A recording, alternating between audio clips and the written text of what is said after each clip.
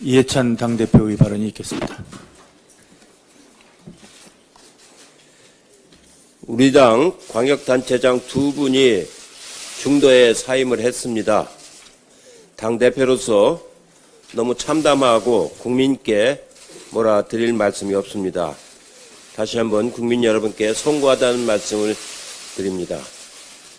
국민들께 큰 실망을 드리고 행정 공백이 발생한 것에 대해서 책임을 통감합니다. 아울러 피해 호소인께서 겪으시는 고통에 깊은 위로의 말씀을 드리며 이런 상황에 대해 민주당 대표로서 다시 한번 통절한 사과의 말씀을 드립니다. 우리 민주당은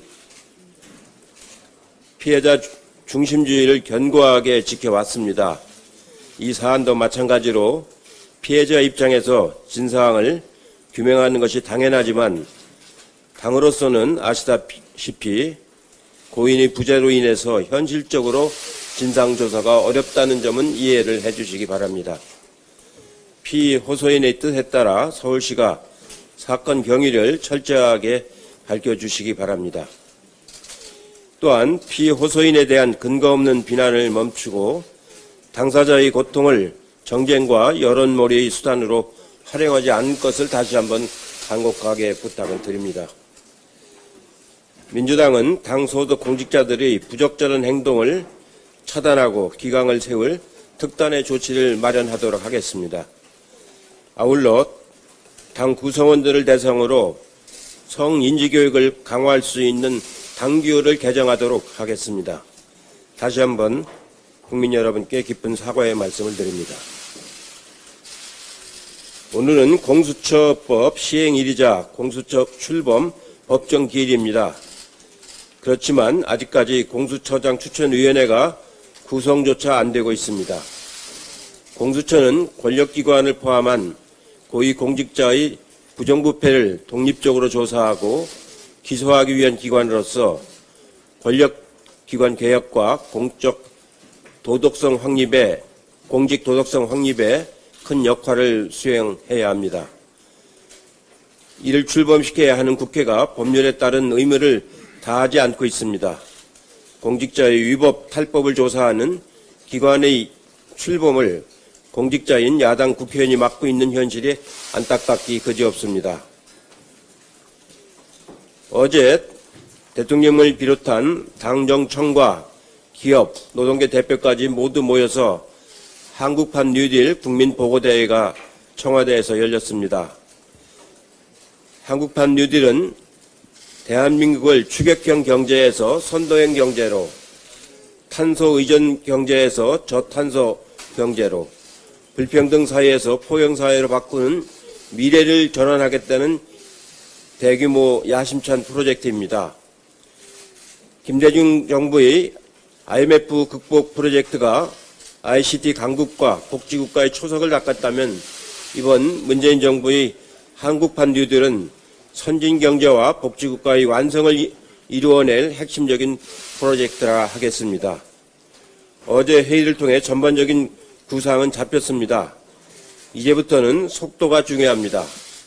당과 정부가 한몸이 되고 지자체와 민간까지 결합하여 선진경제, 포용사회로의 미래 전환을 함께 해낼 수 있도록 하겠습니다. 당에서도 한국판 뉴딜의 지속적인 이행을 위해서 최선을 다하도록 하겠습니다. 이상입니다. 네, 김태년 원내대표의 발언이 있겠습니다. 여야 합의로 국회 운영이 정상화됐습니다. 많이 늦었지만 야당과 의정활동을 함께 할 수 있게 되어서 정말 다행입니다. 국회 정상화가 늦어진 만큼 앞으로 더 열심히 일해야 합니다. 이제는 여야가 국회 본연의 역할인 입법에 더 박차를 가해야 할 것 같습니다. 21대 국회에 주어진 과제는 어느 국회보다도 막중합니다.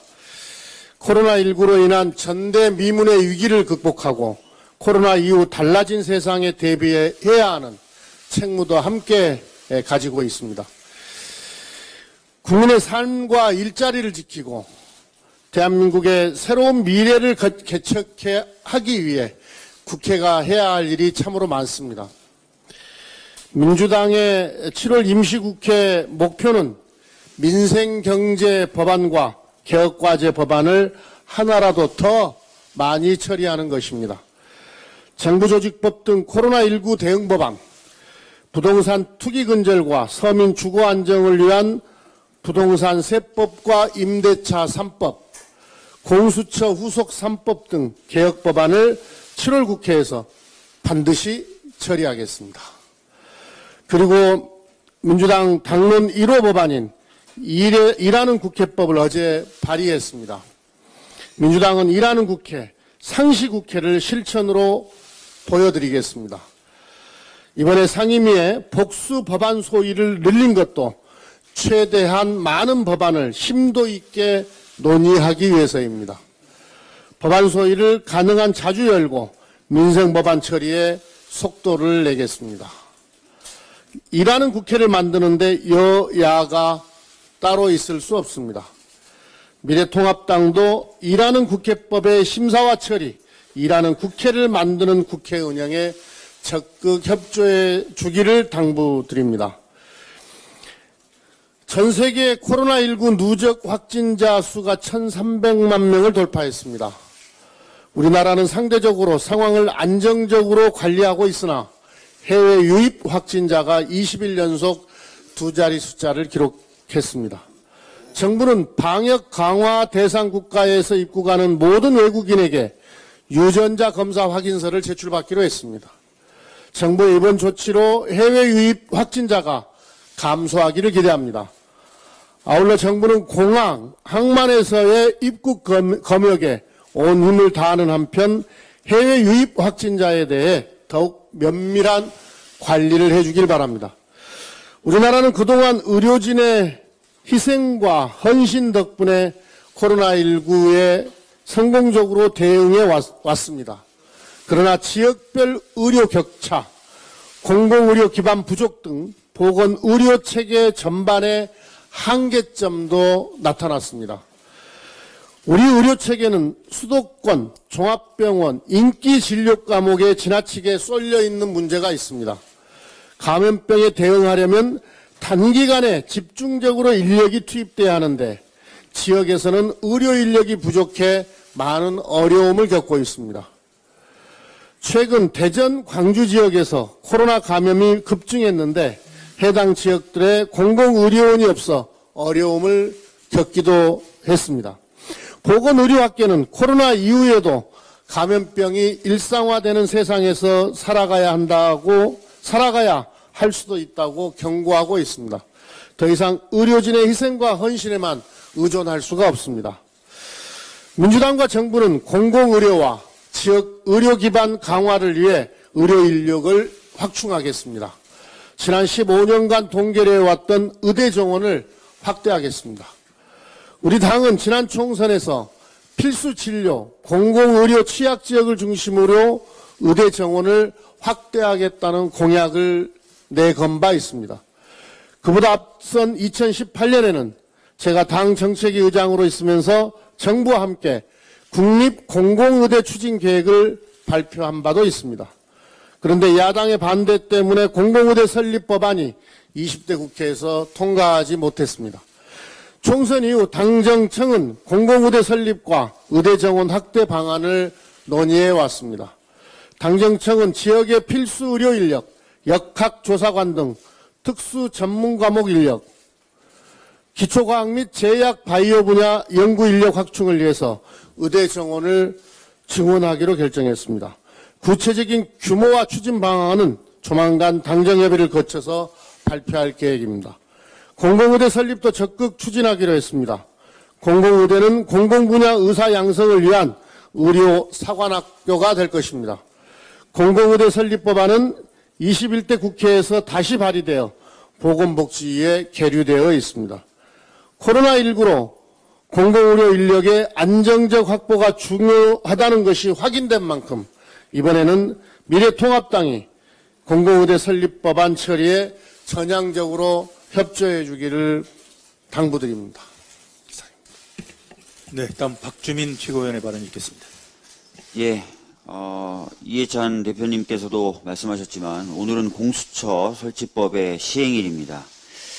현재 미래통합당은 자신들이 제기한 공수처 설치법의 위헌성에 대한 심판 청구의 결과가 나오기 전까지는 공수처 설치 관련된 절차에 협조할 수 없다라는 입장을 밝히고 있습니다.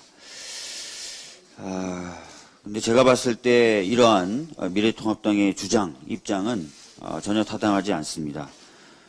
위헌 청구의 내용으로 언론에 보도된 것을 보면은 공수처 설치법이 통과되는 절차가 잘못됐다라는 것, 그 다음에 공수처가 상권 분립을 위반한 기구다, 또 평등권을 침해한 기구다라고 주장을 하고 있다고 하는데 이미 미래통합당이 문제 삼고 있는 공수처법 통과 당시의 사보임은 아무런 문제가 없다라는 헌재 결정이 있었습니다.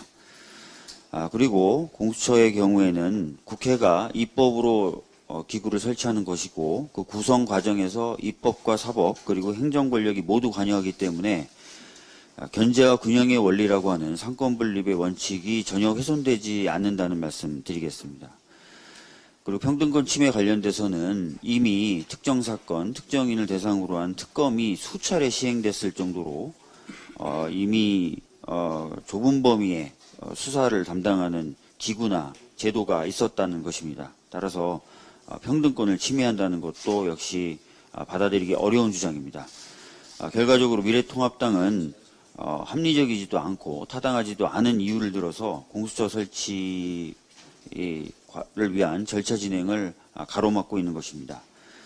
국민의 전폭적인 지지로 만들어진 공수처이니만큼 출범을 연기하는 것은 민의를 배신하는 일이며 국회의 책임을 방기하는 것입니다. 다시 한번 말씀드리지만 공수처장 후보는 그 누구도 미래통합당이 반대한다면 될 수가 없는 구조입니다. 미래통합당은 하루속히 후보추천위원회 위원 추천 등의 절차를 진행하고 후속 조치에 대한 논의를 시작해야 할 것입니다. 어제 정부는 한국판 뉴딜 종합계획을 발표했습니다. 핵심적으로는 디지털 뉴딜, 그린 뉴딜, 그리고 사회 안전망을 강화하겠다는 세 가지 축으로 구성되어 있는데요. 지속 가능한 성장의 모델을 만드는 것, 그리고 그 속에서 사람이 중심이 되는 그런 안전망을 강화하는 것을 핵심으로 합니다. 전 세계 모든 국가가 변화를 요구받고 있는 만큼 우리나라 역시 코로나19 이전의 대한민국과는 달라지는 변화를 만들어 가야 됩니다. 한국형 뉴딜은 특정 계층이나 특정 기업에게만 혜택을 주는 그런 투자가 아니라 국민 전체를 포용하는 그런 개념인 만큼 이 한국형 뉴딜이 제대로 진행될 수 있도록 국회에서도 치열하게 토론하고 준비하고 해야 될 것 같습니다. 그리고 한국형 뉴딜을 만들어가는 과정에서 있을 수 있는 갈등은 수기와 대화를 통한 타협으로 해결돼야 되는데 이런 수기와 대화를 통한 타협은 원래 국회의 역할이라고 할 수 있습니다. 따라서 국회의 역할이 무엇보다도 중요한 시기이니만큼 좀 더 열심히 국회가 역할을 해야 될 것 같습니다. 정치는 상대방을 쓰러뜨리는 격투기가 아니라 국민들이 관전하고 채점하는 경기입니다. 야당도 미래통합당도 국민을 바라보는 그런 정치를 했으면 한다는 말씀을 꼭 드리고 싶습니다. 이상입니다. 박광원 최고위원의 발언이 있겠습니다. 네, 내년도 최저임금이 올해보다 1.5% 오르는 데 그쳤습니다. 코로나 경제 위기를 감안한 결정으로 보입니다만 2.7% 인상된 1998년 외환 위기, 2.75% 인상된 2009년 금융 위기 때와 비교하면 1%대 인상률은 사실 우려스러운 부분이 있습니다. 최저임금은 국민의 최저 생계를 보장하는 최후의 안전판입니다. 또한 구직급여, 출산 전후 휴가급여, 산업재해 보상급여, 장애인 고용 장려급여 등 국민에게 지원되는 34개 제도의 기준이 됩니다. 최저임금으로 살아가는 경제 취약층에 대한 지원이 더욱 절실해졌습니다. 국회가 자영업의 구조적 어려움을 풀고 저임금 노동자를 위한 안전망 강화에 적극적으로 나서야 합니다. 기업도 무거운 사회적 책임감을 갖고 반드시 고용유지 노력에 최선을 다해야 할 것입니다. 힘들수록 경제적 약자 보호를 우선하는 상생과 타협의 정신이 절실한 때입니다. 최저임금위원회가 이런 사회적 역할을 충분히 해내고 있는가 한번 되돌아볼 때입니다. 전문가들로부터 제도 개선의 목소리가 나오고 있는 것이 사실입니다. 최저임금위원회를 임금정책위원회로 격상해서 책임과 역할을 높이는 방안이 필요하다고 봅니다. 정부의 주택시장 안정화 대책을 놓고 세금 폭탄이라는 상투적인 프레임이 또 나오고 있습니다. 중과세율을 적용받는 다주택자는 전 국민의 0.4% 정도라고 합니다. 이번 주택시장 안정화 대책은 증세가 아닌 불로소득을 차단하고 실수요자를 중심으로 시장을 재편하는 것이 목적입니다. 시장을 정상화하는 것이 목적이라는 점을 다시 한번 말씀드립니다. 이상입니다. 네, 서른 최고위원의 발언 있겠습니다. 여야가 임시국회 일정을 합의하며 21대 국회가 임기 시작 48일 만에 정상화됐습니다. 1987년 개헌 이후 최장 지각 개헌식이라는 오명을 쓰게 된 것은 안타까운 일이지만 국회 정상화에 합의한 만큼 지금부터라도 민생국회가 될 수 있도록 야당의 적극적인 협조를 바랍니다. 더 이상 일방적 합의 파기와 보이콧 등 과거의 낡은 관행을 되풀이하는 일이 있어서는 안 될 것입니다. 김종인 미래통합당 비대위원장이 어제 간훈 토론에서 통합당을 뼈대까지 바꾸고 새로운 정당으로 거듭나게 할 것이라고 밝혔습니다. 혁신 의지를 밝힌 것을 환영합니다. 그러나 김종인 위원장이 혁신 의지를 밝힌 날 언론 보도에 따르면 미래통합당은 혁신의 일환으로 새롭게 마련한 정강정책 개정안에 5.18 민주화 운동과 세월호 참사 등 혁신의 출발점으로 삼았던 핵심 과제를 제외하는 등 뼈대를 바꾸겠다는 다짐이 무색한 행보를 보였습니다. 국가 권력에 의해 자행된 비극인 5.18과 국가가 국민의 안전을 지키지 못한 세월호를 인정하지 않고 어떻게 뼈대까지 바꾸겠다는 것인지 묻지 않을 수 없습니다.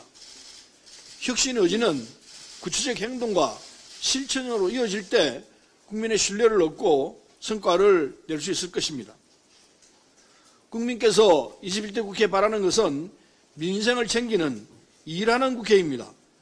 부동산 문제, 공수처 설치 등 민생개혁 과제가 산적해 있습니다. 21대 국회가 개헌하고 발의된 법안만 2천여 건에 달합니다. 미래통합당이 뼈대까지 바꾸겠다는 국민과 약속을 지키고 일하는 국회를 함께 만들어 나갈 수 있기를 바랍니다. 이상입니다. 남인순 최고위원의 발언 있겠습니다. 네, 올해 부산에 이어서 서울의 민주당 광역자치단체장에게 성희롱, 성추행 피해가 있었다는 주장이 제기되어 민주당이 상심했을 국민들과 그리고 피해 호소인 또 여성 인권을 위해서 노력하는 단체들께 진심으로 송구하고 죄송합니다. 젠더폭력 대책 TF 위원장으로서 반복된 사건에 무거운 책임감을 느낍니다. 무엇보다 피해 호소인이 현재 느끼고 있을 두려움과 당혹감에 마음이 아픕니다. 피해 호소인이 겪었을 고통에 대하여 위로와 사과를 드리며 무분별한 신상털기와 확인되지 않은 사실 유포 등 또 다른 가해가 중단되길 거듭 호소합니다. 피해 호소인의 주장은 개인의 피해 호소가 아니라 반복되는 구조적 문제에 대한 고발임을 알고 있으며 재발 방지 대책이 무엇보다 중요합니다. 먼저 서울시의 독립적인 진상조사 및 재발 방지 대책 기구를 구성할 것을 요청합니다.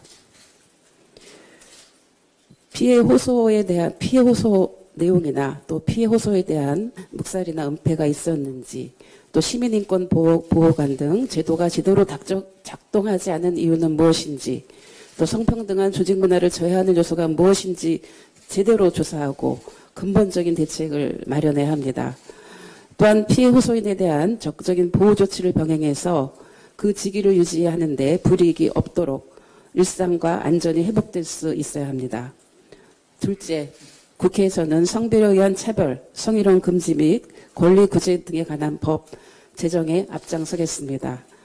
현행법상 성희롱 행위자와 피해자 범위가 법률에 따라 상이하거나 협소하여 국가기관 등의 경우는 피해자에 대한 불이익 조치 금지 사항이 구체적으로 명시되어 있지 않아 권리구제의 사각지대가 발생하고 있습니다. 이에 성차별과 성희롱 금지 규정을 구체화하고 적용 범위를 넓혀서 입법의 사각지대를 보완하는 한편 2차 피해 방지 등 성희롱, 성차별에 대한 체계적인 구제 절차를 마련하고자 합니다. 이를 통해서 상당 부분의 미투 운동이 제도권 안에서 수렴될 수 있도록 국회가 최선을 다하겠습니다. 셋째, 2018년 들불 같았던 미투 운동 앞에 많은 지방자치단체에서 성희롱, 성폭력 예방 대책을 앞다투어 내놓은 바가 있습니다. 이 대책들이 제대로 집행되고 있는지 점검하고 미진한 부분에 대한 추진을 촉구합니다. 마지막으로 당 차원에서는 관련 법 제정을 비롯해서 당의 성인지 감수성을 강화하는 조직 문화를 실질화시키고 기강 확립 등을 논의해 나가겠습니다. 또한 민주당 소속 지방자치단체장을 포함해서 지방의회 등 성비 등 부정비리 등 관련한 긴급 일제 점검할 수 있는 기구를 검토하겠습니다. 고임과 함께 있던 정치인으로서 더욱 무거운 책임감을 느끼며 성평등 사회 실현을 위한 노력에 더욱 노력하겠습니다. 이상입니다. 이경석 최고위원의 발언 듣겠습니다. 네, 21대 국회 개원식이 내일 열립니다. 늦었지만 다행입니다. 지금 대내외적으로 시급히 해결해야 할 현안들이 산적해 있습니다. 부동산 대책과 관련한 종부세법 개정안과 임대차 3법 등 후속 법안을 서둘러 마련해 집값 안정을 기해야 하고 공수처도 정상적으로 출범시켜야 합니다. 무엇보다도 코로나19 사태로 힘든 상황을 견뎌내고 있는 일용직 노동자, 영세 자영업자 등 서민과 취약계층을 지원하기 위한 각종 법안 입법에 속도를 내야 합니다. 문재인 대통령께서 어제 발표한 한국판 뉴딜 정책도 속도감 있게 추진해야 합니다. 시계 제로 상태인 대북 정책도 본 궤도에 올려 추진해야 합니다. 그러기 위해서는 인사청문회를 거쳐 국정원장과 통일부 장관 후보자 임명도 조속히 이루어져야 합니다. 더불어민주당은 어제 일하는 국회법을 21대 국회 1호 당론 법안으로 발의했습니다. 법안 처리율이 37%에 불과했던 지난 20대 국회에서 노정된 문제를 해결하고 국회의원들이 민생 입법에 주력해야 한다는 국민적 요구에 부응하는 법안입니다. 미래통합당도 국회법 개정에 힘을 보태주시기를 바랍니다. 일본 정부가 지난 5월 2020년 외교청서에 독도를 닷개심화로 표기하고 일본 고유의 영토를 한국이 불법 점거하고 있다고 기술한 데 이어서 어제 공개된 올해 방위백서에서도 독도가 자국 영토라는 부당한 주장을 16년째 되풀이하고 있습니다. 우익 편향 일본 아베 정부의 역사 왜곡이 날이 갈수록 노골화되고 있습니다. 지난 7월 강제징용 판결에 대한 수출 규제 보복 조치, 코로나19를 이유로 한 일방적인 입국 규제 조치, 최근 일본 군함도 관련 전시의 강제징용 고의 누락과 한국의 G7 참가 반대, 그리고 최근 WTO 사무총장 후보 견제에 이어 지속적인 독도의 자국 영토 주장까지 일본 아베 정권의 행태가 도를 넘고 있습니다. 독일 메르켈 총리는 지난해 아우슈비츠 수용소를 찾아서 나치가 저지른 범죄를 영원히 기억해야 한다. 책임인식은 독일의 국가적 정체성이라고 강조했습니다. 아베 총리는 메르켈 총리의 진솔한 반성과 사과를 배우시기 바랍니다. 지금처럼 과거사를 부정하고 군국주의 부활을 꾀한다면 주변국의 신뢰와 협력을 결코 얻을 수 없다는 점을 직시해야 할 것입니다.